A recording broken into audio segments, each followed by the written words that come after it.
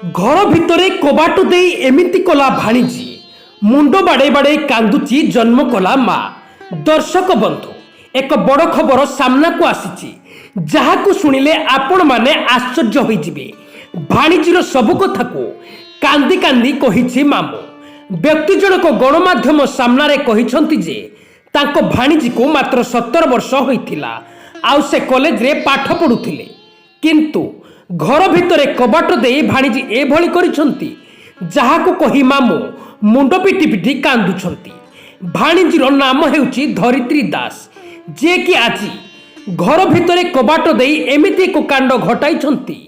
सारा गाँव रे एबे धरित्री को नहीं समस्ते चर्चा करिबारे लागिछंती। धरित्री देखिबाकू बहुत सुंदर थिले आउ घरर अली अली झियो थिले, किंतु धरित्रीक मनरे गोटे दुख थिला, ताहा हेउची धरित्रीर माँ। धरित्रीक माँ जणे मानसिक रोगी थिले, सेथिपाई धरित्रीक बापा प्रथम स्त्री थाउ थाउ अन्य जन को विवाह करी घर को आनिथिले, जहा फले धरित्रीक माँ थाउ थाउ तार साबत माँ सहित धरित्री को चलिबाको पड़ुथिला। केतेबेले बापा केतेबेले साबत माँ आउ केतेबेले घरर परिवार लोके धरित्री को टिके टिके कथारे निर्यातना देवा आरंभ करिथिले।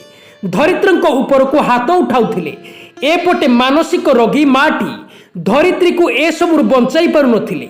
जहार सुजोग नहीं बढ़िला झियोटी माड़गाळ खाई कांदी कांदी आखिर लुह को पोछि सेमिति घरे पड़ी रहुथिले, किंतु रातिरे बेडरूम भितरे धरित्री निर्यातना सही न पारी बेकरे दौड़ी दे आत्महत्या करिछि, जहाकि सही अंचल रे चर्चार विषय पालटिछि।